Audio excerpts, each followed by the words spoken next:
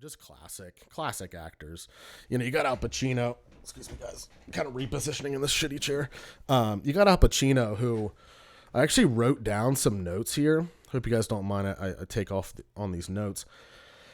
I wrote out kind of like a playbook of what he does on every fucking movie. So like, I've seen like 3 or 4 Al Pacino movies in the past couple months. One was Any Given Sunday. He's a football coach.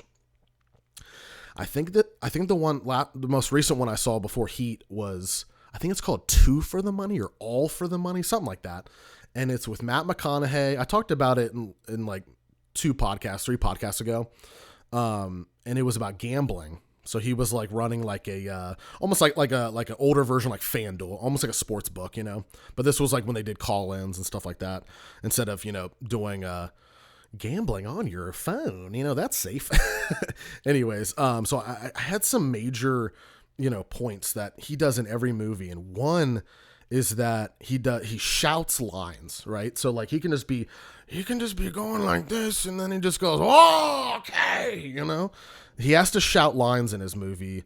And there must be a clause in his contract that says that he can shout lines if he wants to, and the director can't say anything, And then he does the low throat noises, and this is the, oh, like that's not in any fucking script ever.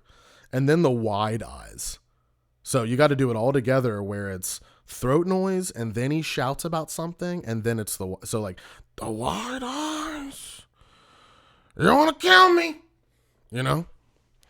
So like he's always, the wide eyes is where everyone just stands still in the movie. But yeah, Rob De Niro was really good in it too. Rob De Niro. The secret with Rob De Niro is you always got to have kind of like the sad clown mouth. Greg, are you in the circle of trust? Rob De Niro is kind of hard though, because he's kind of like, he's not like Al where he basically just fucking does the same thing.